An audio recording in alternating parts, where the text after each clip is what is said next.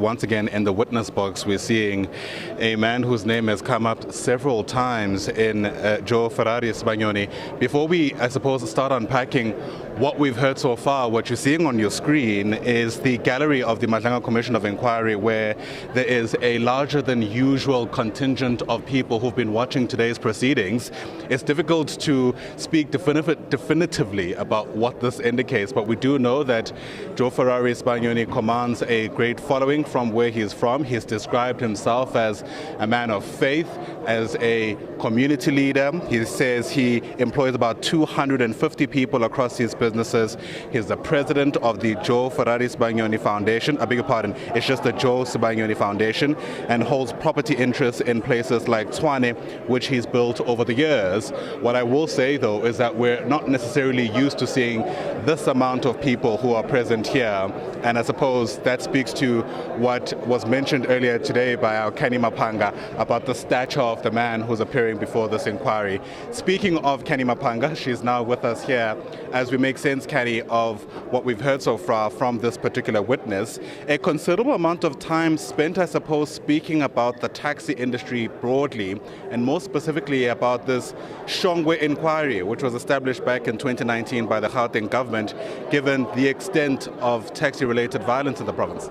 Yes, and this is an individual who enjoys at least 4 decades in the taxi industry, and what is being highlighted there is the risks that can accompany the taxi industry, which is elements such as hitmen, high caliber rifles being used, security firms, alleged tender fraud, the kind of waves of elements of criminality that can come into the taxi industry is something that he sought to highlight through the Shongwe Commission, because those findings go into that very risk with the minibus taxi industry. So essentially with that foundation, it leads you to what we are now hearing from him now at the tail end, which is exactly what was expected.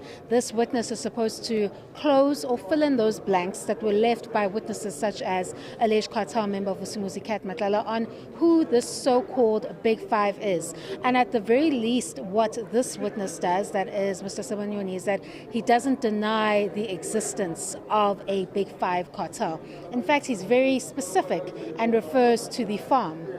And we know that in evidence across different streams and themes that there were meetings at this so-called farm. So at the very least, it gives you that foundation to say that this does exist. Where he seems to draw the line in front of the public lens, let's put it that way, because it's quite clear at this point that he knows exactly what he was talking about. And when he sent the text message to the former minister, Beyicele, on the 5th of May 2022, he knew exactly what he sought to highlight in that particular text message. So it's clear from that message from the past that he knew exactly what he was talking about, and it's becoming much clearer now why the Commission has a very keen interest in the testimony of Mr. Sibanyoni, because he is the person that can fill in the blanks with respect to what other witnesses were too afraid to speak on. So we're speaking on the Major General Leseja, known as the Vusumuzi Matlalas. He seemingly has a very clear understanding of Mr. Msibi and the alleged network that surrounds him. Where he's drawing the line at this particular point is naming names. Yep. And it's about understanding whether or not when we return after the tea adjournment, is he going to offer those names in the form of a supplementary affidavit that cannot be made public? But it's quite clear, and he will not be able to deny before the probe, that he knows exactly who these individuals are and exactly what the businesses were and exactly what the modus operandi is. Yeah. Sorry to interrupt you there, Kenny. One can only wonder what would have come out of that meeting if it did happen.